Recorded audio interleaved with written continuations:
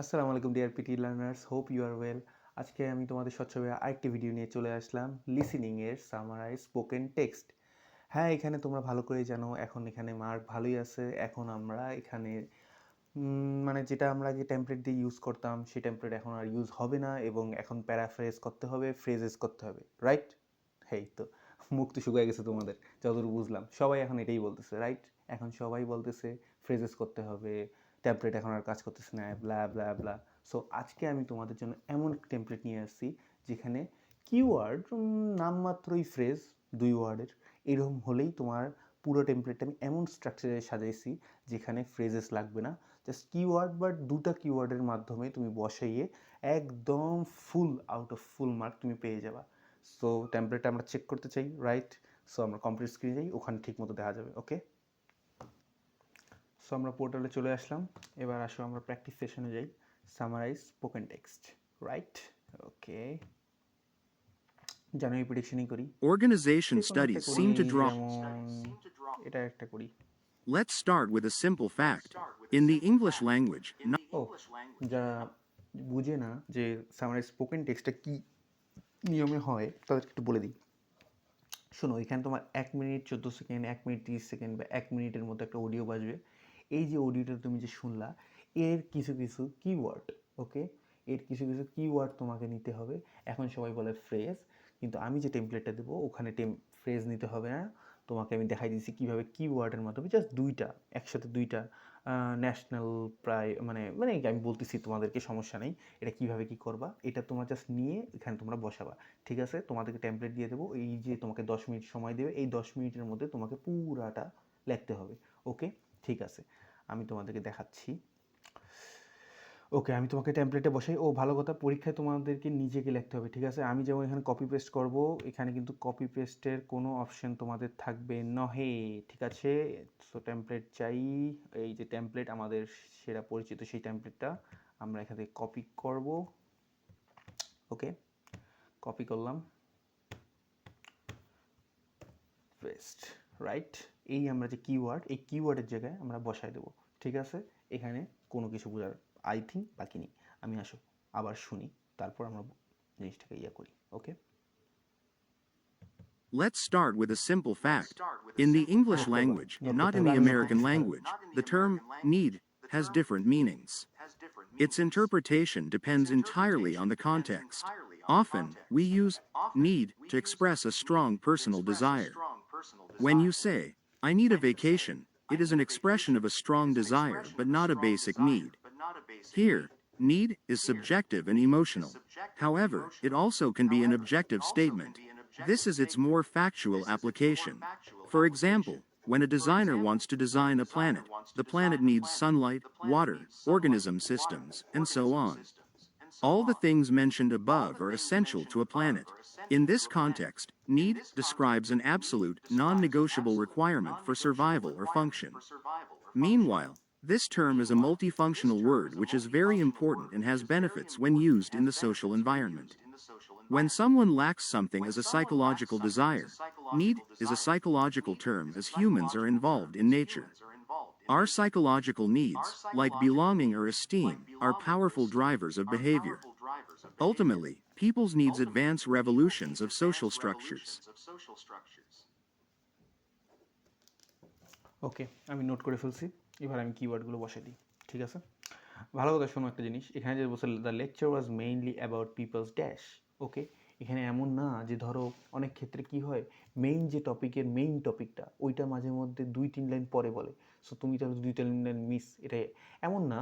এখানে কিওয়ার্ড তুমি চাইলে মোটামুটি টপিকের ভিতরে আসে, আর একটা গুরুত্বপূর্ণ শব্দ তুমি চাইলে এখানে বসাতে পারো। এখানে এমন আহামরি কিচ্ছু হয়ে যাবে না, ঠিক আছে? যে মেইন কিওয়ার্ডটাই এখানে বসাতে হবে, যে পুরো লেকচারের মেইন টপিক কোনটা, এটা এমন কিছু না, সমস্যা নেই। আমি তোমাদেরকে দেখাইতেছি, আসো।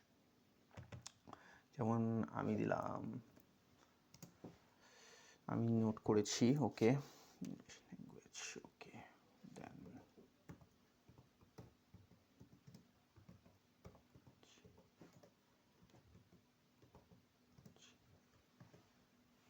এখানে ইংলিশেরই বড় হাতের দিলাম, কারণ এটা বড় হাতের হয়, আশা করি তোমরা জানো সবাই। Okay, second keyword, Second keyword like.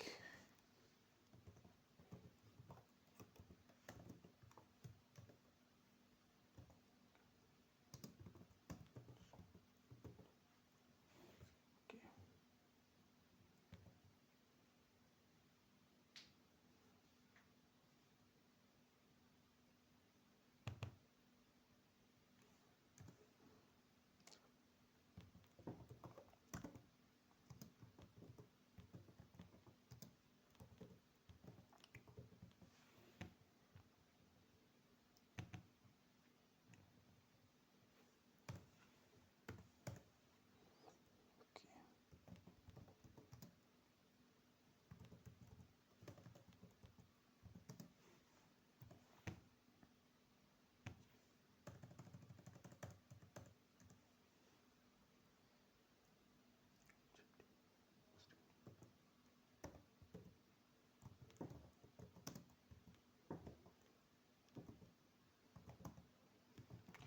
অনেকেই করে যে তোমার কি মানে তোমার যখন বলে তখন ওরা এই যে স্ক্রিনের মধ্যেই লেখা শুরু করে, এই কাজটা ভুলে তোমরা করবে না। এটার জন্য অনেক টাইপিং ফাস্ট হতে হয়। যাদের টাইপিং ফাস্ট না ওদের এক্সামে সমস্যা নেই, একটা নোটবুক থাকবে, নোট খাতা, মানে নোট খাতা বলতে সামথিং কিছু একটা এইরকম, যাতে তোমাদের লিখতে পারো। সো এত টেনশন কিছু নেই, তোমরা লিখেই করবা, এটা কোনো বিষয় না। আর এমনকি তোমাদের কীভাবে লিখতে হবে ওটাও আমি তোমাদেরকে স্ক্রিনে দিয়ে দেবো। তোমরা শর্ট ফর্মে লিখতে পারো, যেমন ধরো স্ট্রাকচার STU, এইভাবে মনে করো তুমি বুঝে নেবা নিজের মতো করে। পুরোটা যদি লিখতে যাও তাহলে তোমার হতেও পারে সময় চলে যেতে পারে। তুমি হয় পুরোটাও লিখতে পারো যদি তোমার লেখা ফাস্ট হয়, আর না হলে তুমি শর্ট ফর্মে লিখে দেবা, এটাও সুন্দর।